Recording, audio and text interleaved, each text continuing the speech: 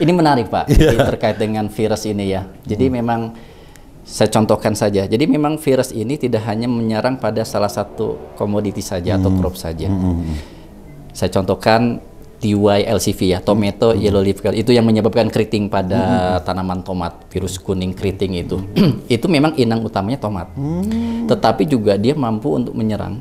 Apa bisa kita simpulkan menurut Pak Janwar itu selain itu tadi yang sudah dijelaskan itu tingkat keberhasilan itu juga ada faktor-faktor tentunya yang menghambat Pak, ya, yang menghalangi sehingga nanti penurunan produksi bahkan bisa gagal total.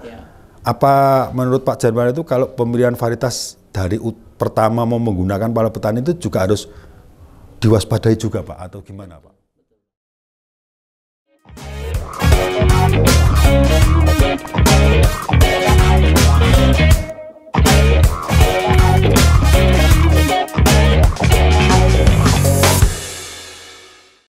Halo sahabat visi, apa kabar?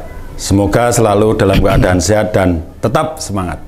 Assalamualaikum warahmatullahi wabarakatuh. Jumpa lagi dengan saya Pak Kumis, tentunya dalam acara kesayangan kita P3K, Podcast Pojok Pak Kumis. Sahabat visi, siapa sih yang nggak kenal tomat? Ya, semua orang pasti sudah tahulah. Salah satu varietas yang menjadi andalan para petani di Indonesia. Dalam podcast kali ini, kita akan membahas tentang salah satu komoditas penting tersebut. Kita akan membahasnya secara mendalam, mengulas lebih dalam tentang dunia pertomatan. Bagaimana dinamikanya dan perkembangannya di Indonesia, apa saja tantangan yang dihadapi oleh para petani tomat saat ini. Telah hadir di sini bersama kita Bapak Janwar Eka Saputra, SP MAGR, yang merupakan salah satu pemulia tanaman tomat dari PT BISI International Tbk. Kita akan bahas lebih mendalam dengan beliau. Langsung kita sapa yuk. Pak Janwar, aduh. Sehat Pak.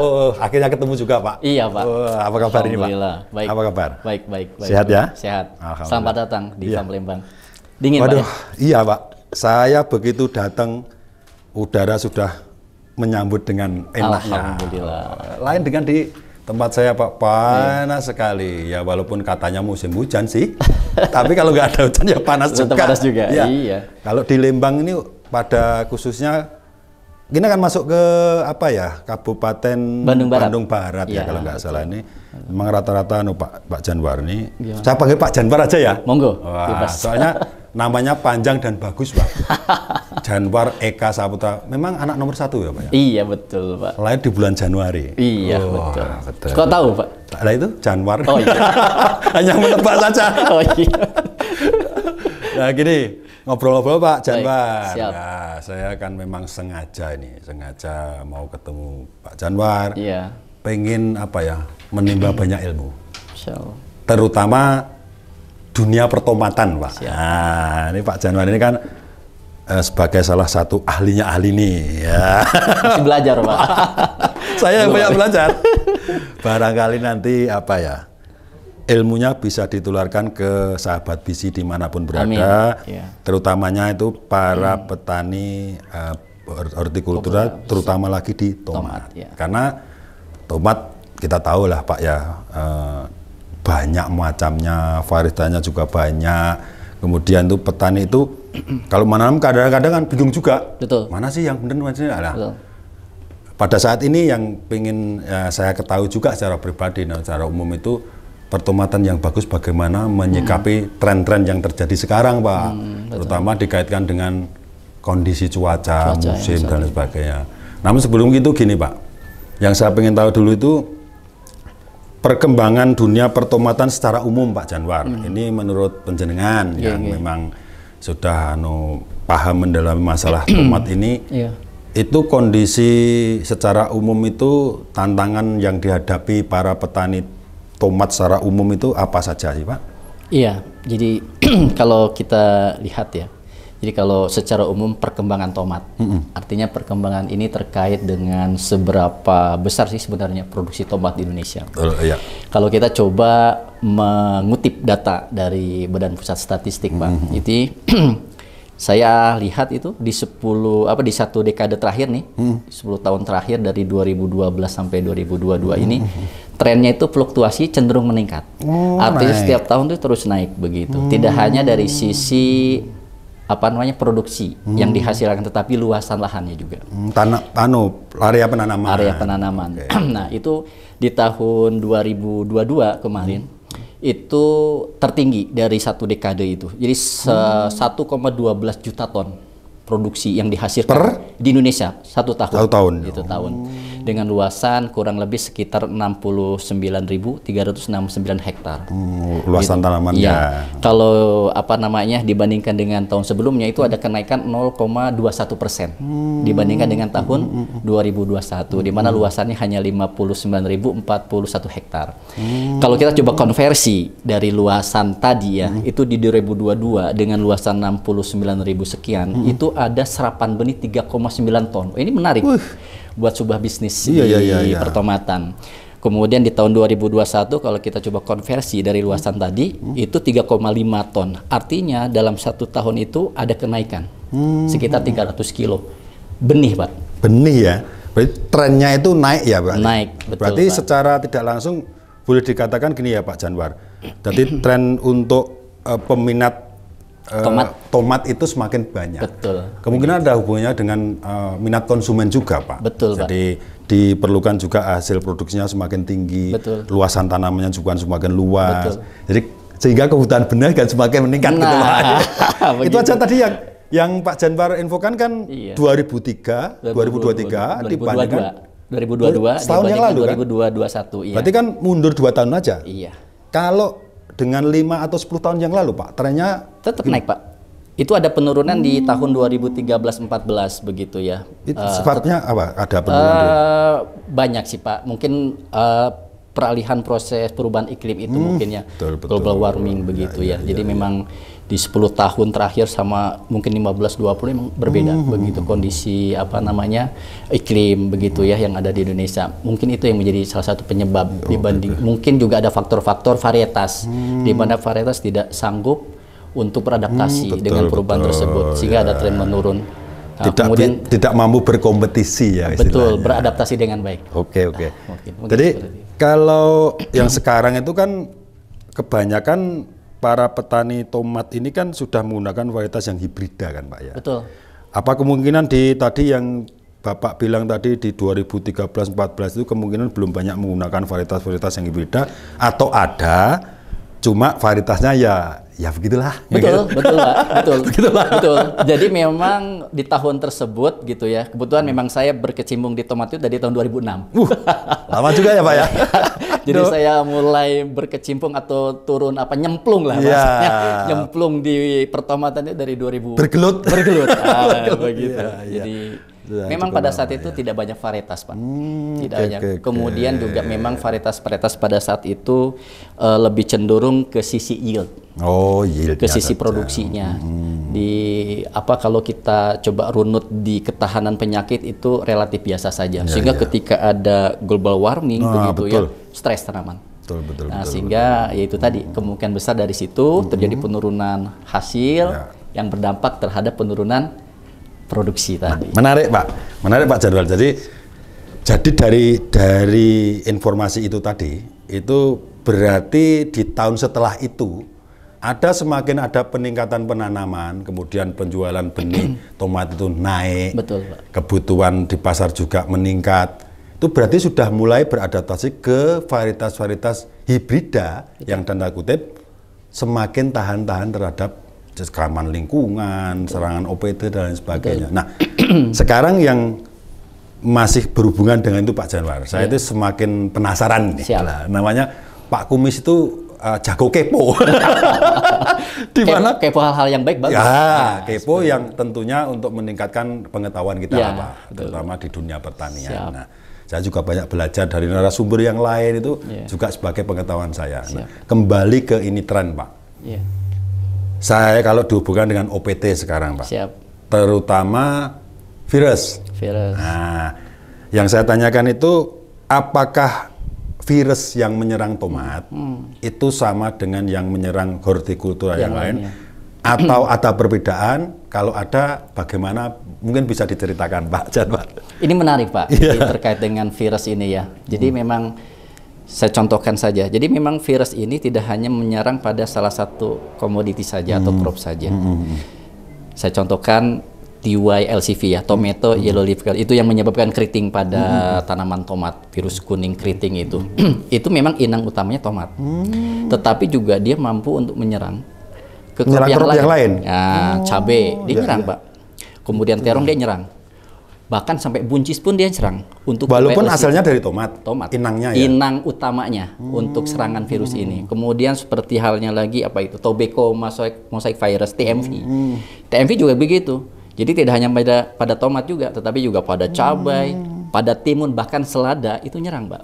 Nah, jadi ini memang luar biasa virus ini, apalagi dengan apa namanya perubahan iklim ini, di mana strain virus semakin meningkat ya, karena memang pada dasarnya makhluk hidup, Pak.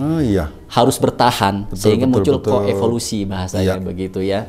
Jadi ya memang ini hukum alam, ketika ada varietas yang tahan, dia mempertahankan diri untuk terus survive kan. Begitu. Ini hukum alam yang harus dapat makan kan. Harus dapat makan. Kalau enggak mati ya. Gimana caranya? Gimana caranya? Dia kebal, saya harus cari yang kebal lagi. Tidak ada tomat, yang lain diambil. Ya, betul. Oke. Gitu, Pak. Berarti secara umum itu memang tomat ini lebih virusnya yang walaupun inangnya dari tomat itu bisa menyerang ke crop-crop yang lain juga. Jadi genus Begomovirus itu kalau kita coba buka informasi begitu ya, itu lebih dari 200 spesies yang menyerang pada tanaman tidak hanya tomat begitu, hortikultura apalagi begitu. Yang paling rentan memang hortikultura dibandingkan komoditi tahunan lah seperti itu ya. Tanaman pangan. Ya. Kemungkinan Pak, kalau kita makan itu dapat lauk yang enak, empuk enak kan gitu Pak, dibanding dengan yang tanaman pangan keras gitu kan, agak nggak kurang gizi gimana kan ya. Ya, kembali ke ini tadi Pak, ke virus tadi. Apakah juga berpengaruh terhadap kegagalan? Iya, betul Pak. Alasannya gimana Pak? Jadi gini, kalau virus keriting itu kalau sudah menyerang tanaman tomat, dia tidak bisa lagi untuk tumbuh. Sudah dikendalikan bahasanya begitu ya. Jadi kerdil saja sudah kerdil gitu ya, sudah tidak bisa produksi sehingga kehilangan hasil bisa sampai 100%. Yang saya baca ya berbagai macam jurnal penelitian dan lain sebagainya. Itu seluruh dunia, Pak. Jadi memang luar biasa untuk virus keriting ini ya, TY LCV ini dari memang virus yang paling tinggi itu kan di Begomovirus, genus Begomovirus. Ini luar biasa. Lebih dari 200 spesies yang menyerang begitu. Coba banyak sekali ya kan. Berarti kalau spesies yang satu atau yang lain nggak bisa, mana spesies yang bisa kan gitu ya. Istilahnya dia mengerahkan segala cara supaya komunitasnya itu bisa survive itu tadi ya. Iya, betul. Kamu mati, cari yang kuat lagi untuk nyerang kan gitu. Yang penting ini secara komunitas kehidupannya tetap berlangsung. Mana ada bisa makanan yang dimakan gitu ya Pak. Betul. Dan ya. Saya dengar gini Pak Janwar, bener apa enggak? Nanti minta bisa dijelaskan di lapangan atau di pasar, sering saya jumpai ya istilah-istilah Pak Janwar itu ada tomat katanya macam-macam. Adanya betul tomat sayur tomat buah, tomat cherry. Setahu saya kan ya tomat kan gitu. Semakan ya. Makan gitu aja. Buat sayur apa gitu. Dulek, sambal, tomat. Iya, paham. Kok ternyata ada istilahnya? Apa memang benar begitu? Itu bedanya apa sih? Istilah-istilah itu Pak Janwar. Menarik Pak. Jadi gini, kalau kita berbicara tomat, ada dua hal yang harus difahami.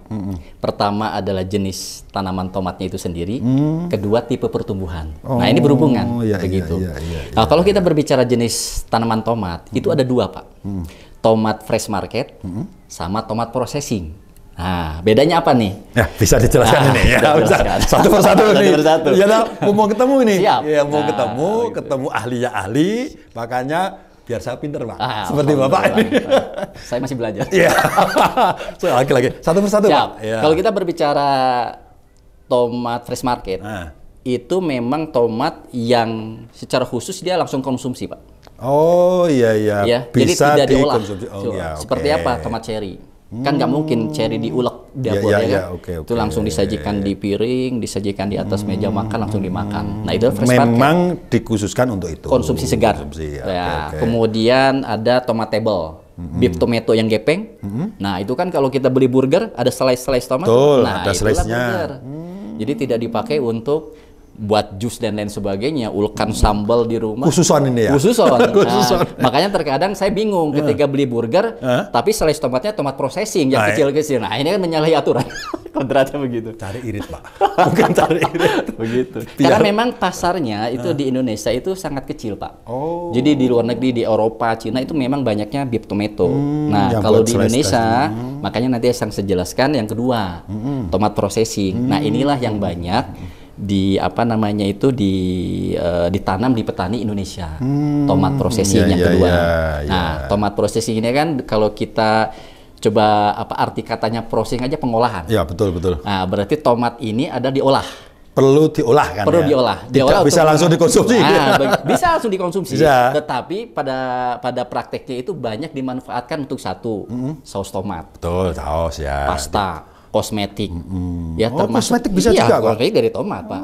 Kemudian yang paling biasa ada jus tomat. Nah, ini menggunakan tomat-tomat processing, Pak. Nah, di dalam tomat processing inilah muncul ada dua kategori yang tadi Bapak sampaikan.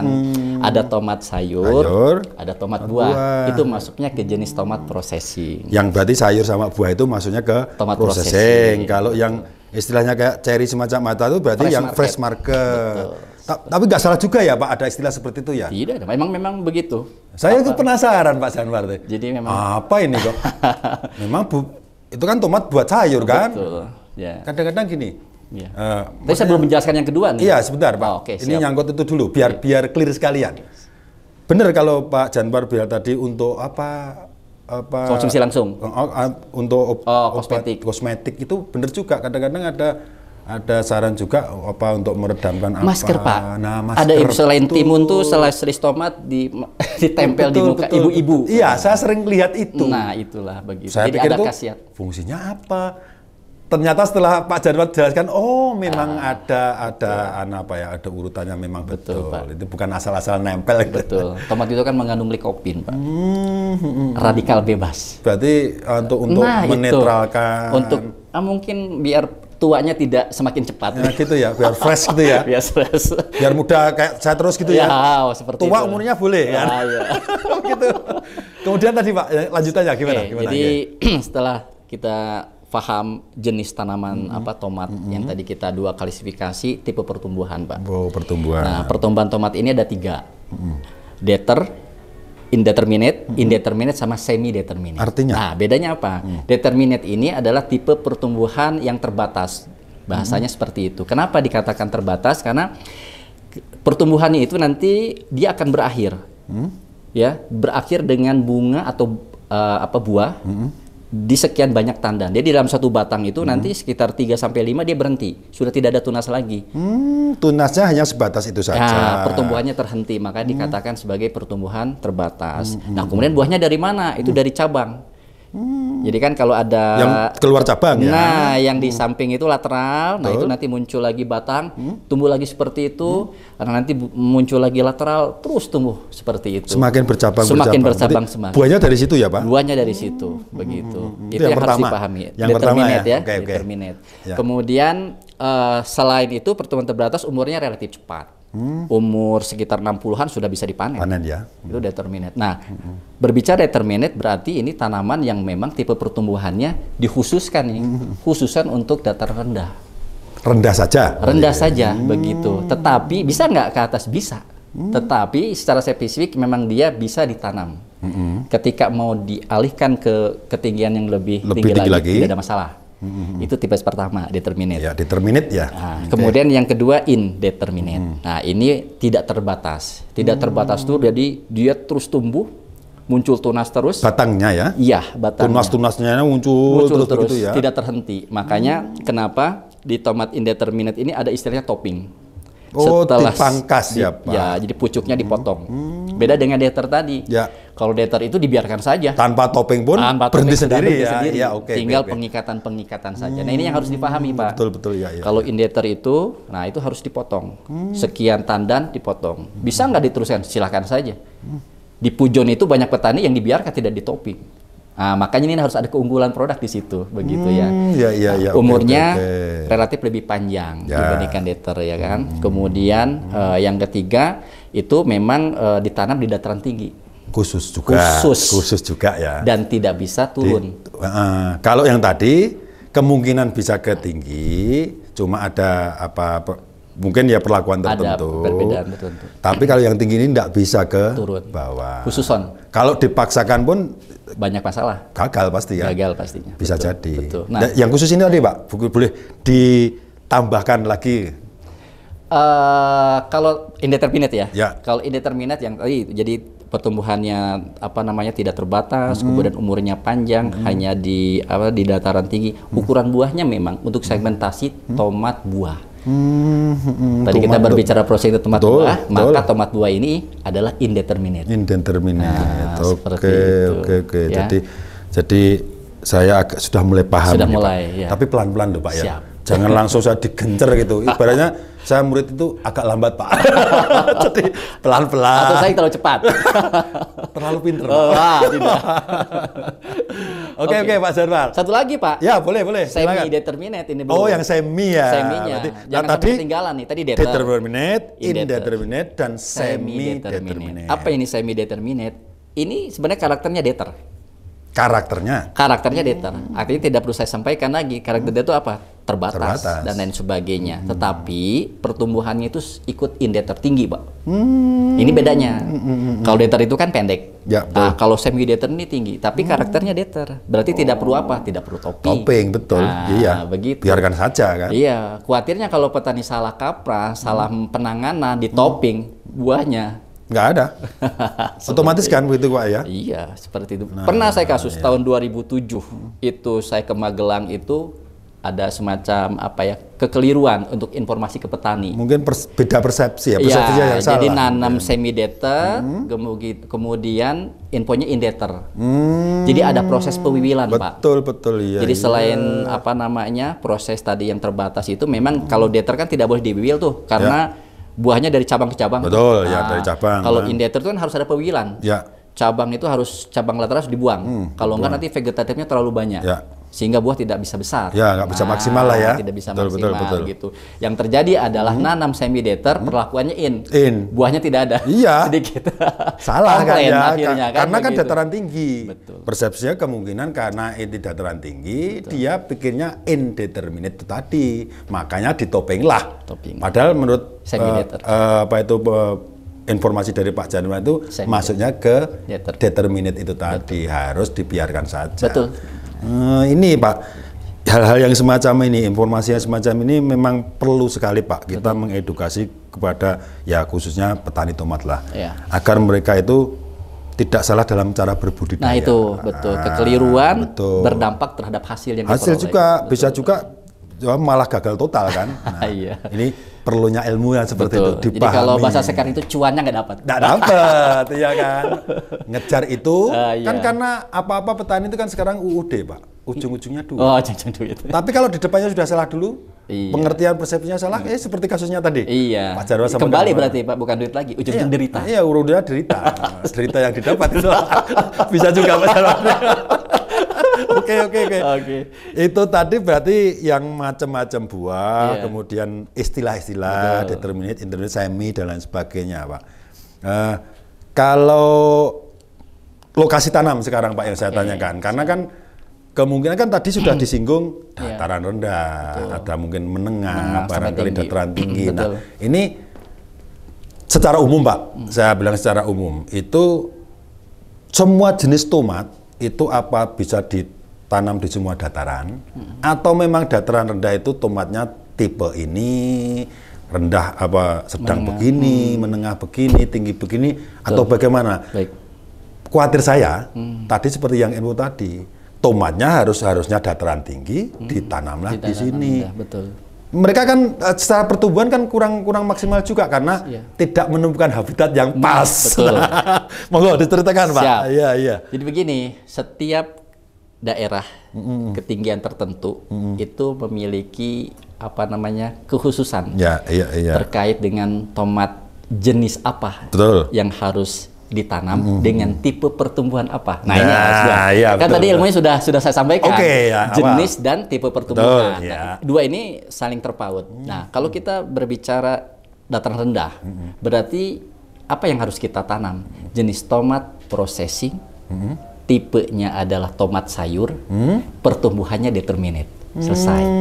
Kalau dataran rendah, ya. Jadi tomatnya tomat processing, jenisnya tomat sayur, tipe pertumbuhannya determinate. Nah, itu nggak boleh salah dulu. Tidak boleh salah. Ya. Dataran rendah kan ya. Dataran rendah ini ya. Makanya kita ungkap satu persatu, Pak. Siap. Biar nanti nggak campur aduk ini, Pak. Siap. Karena bisa ke semua lini kan istilahnya, masuk ke semua lini. Takutnya nanti itu apa yang bukan ditanam itu bukan yang processing, tapi yang konsumsi. Ya, press market. Nah, itu kan salah lagi. Ya. Itu yang determinate atau dataran rendah itu yang relatif ke determinate. Sekarang kayak kalau yang menengah, Pak. Yang menengah, kalau kita berbicara dataran menengah ya, itu kita bisa tanam tomat processing juga. Bisa juga ya. Tapi tipe sayur yang pertumbuhannya semi determinate. Oh, yang semi.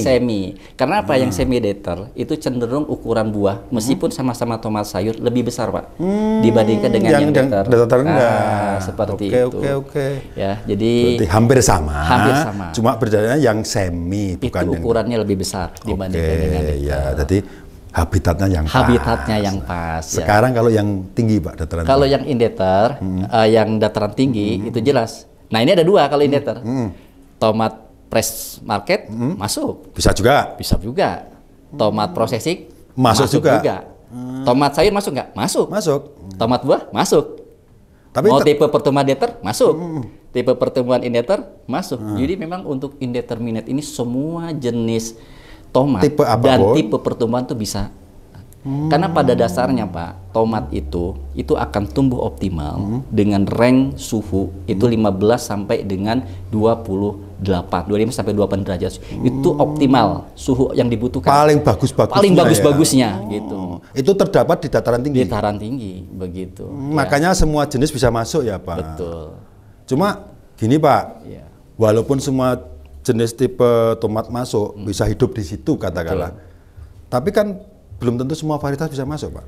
Iya. Belum tentu loh, Pak ya. Betul. Nah, karena ini terkait dengan bagaimana adaptasinya. Meskipun dia memang di lowland begitu, tapi ketika ditarik ke atas, ini permasalahan semakin kompleks, Pak. Ini nanti kaitan dengan hama penyakit. Betul. Dan lain sebagainya. Makanya kalau kita ingin kerucutkan lagi, dikhususkan lagi untuk dataran tinggi itu adalah tomat processing yang tipenya tomat buah, tipenya indeterminate. Nah, karena memang habitatnya di situ begitu. Pas begitu ya. Nah, dia sudah beradaptasi dengan baik di situ dengan kondisi lingkungan dataran tinggi tentunya kan, di mana permasalahan penyakit jauh lebih kompleks dibandingkan dataran rendah, Pak. Nah, seperti itu. Betul. Makanya fungisida itu larinya di yang tinggi pasti, Pak. Ya, karena lebih banyak kompleks itu tadi ya, karena memang macam-macam OPT, hama penyakit dan lain-lainnya terjadi di situ, makanya penggunaan pestisida lebih banyak. Jadi gitu ya, Pak, Lembang itu pertarungan fungisida itu luar biasa karena memang permasalahan penyakitnya tinggi. Itu Pak Tumis jadi terkait. Betul. Jadi semakin nih, Pak, semakin menarik juga setelah kesini apa yang saya dapat informasi dari Pak Januar ini. Artinya memang petani tomat tuh harus paham dulu dari awal. Mau menanam di mana, jenis ke apa, perlakuannya bagaimana, harus dipahami dulu nih, biar nggak salah kaprah. Istilahnya kita lah ke negeri orang, kita cari habitat yang nyaman, yang enak untuk berkembang biak, istilahnya begitu. Betul, Pak. Jangankan tanaman, kayak kita, Pak. Seperti saya lah, sudah lama di daerah dataran tinggi, ya kan? Anggap aja subtropis lah. Saya pergi ke Kediri, tropis, itu luar biasa gerahnya. Sama. Apalagi tanaman ya. Ya seperti itulah. Jadi analoginya seperti itu. Saya juga gitu, Pak. Ini kan suara saya juga beda, Pak. Saya kan dari panas biasanya. Panas yang wah suhunya memang di atas 37 lah, 38. Masuk ke sini begitu dingin, waduh langsung telang-telang kepala. Perlu adaptasi. Tanaman kan seperti itu. Berarti kan semakin tinggi itu kan semakin resikonya tinggi, kedinginan juga, hawanya juga semakin dingin. Berarti harus jaga imun kan. Nah, seperti itu ya. Berarti tanaman tomat juga seperti itu ya. Jadi kalau bicara dapatkah ditanam, dapat. Ya. Tapi bagaimana respon dia? Nah, ini yang jadi yang harus jadi perhatian. Oke. Apa bisa kita simpulkan menurut Pak Janwar itu selain itu tadi yang sudah dijelaskan itu tingkat keberhasilan itu juga ada faktor-faktor tentunya yang menghambat, Pak. Ya, yang menghalangi sehingga nanti penurunan produksi, bahkan bisa gagal total. Apa menurut Pak Janwar itu kalau pemilihan varietas dari pertama mau menggunakan para petani itu juga harus diwaspadai juga Pak, atau gimana Pak? Betul Pak. Jadi bagaimanapun juga nomor satu itu pemilihan varietas yang harus tepat. Malah nomor satu ya Pak? Pemilihan varietas dulu. Karena apa? Karena dengan pemilihan varietas yang tepat itu sudah bisa saya katakan mungkin 50% keberhasilan. Ada ya? Ada. Oh, sudah lebih nyaman sudah kan nyaman ya? Jadi sudah nggak perlu lagi was-was. Ya. Mampu atau tidak nih, nah, jadi ada kepastian panen. Ya kan? Karena betul. Tadi yang disampaikan Pak Kumis kan udah Pak. Ya, betul. Setuju, iya benar. Kan seperti itu. Berarti kan nggak boleh salah pilih varietas kan Pak? Boleh. Walaupun tadi sudah dijelaskan mau dataran rendah, menengah, tinggi, dengan semi dan lain sebagainya, tetap ini yang utama ya Pak. Betul. Itu salah satu tolok ukur nanti keberhasilannya kan 50% di pemilihan varietas yang tepat itu tadi. Ya. Mengenai varietas Pak, saya penasarannya nih, Pak Janwar ini kan salah satu pemulia tanaman tomat dari PT BC International Tbk. Ya, nah saat ini yang saya tanyakan, apa sudah ada varietas tomat tanda kutip yang secara genetik Pak? Ya. Kita kan ibaratnya gawan bayi kan orang Jawa ya, itu sudah pembawaan dari sononya. Itu secara genetik apa sudah bisa mengantisipasi kondisi cuaca yang tidak menentu, serangan OPT, kemudian yang layu tadi, terutama ini kan di musim hujan ini Pak.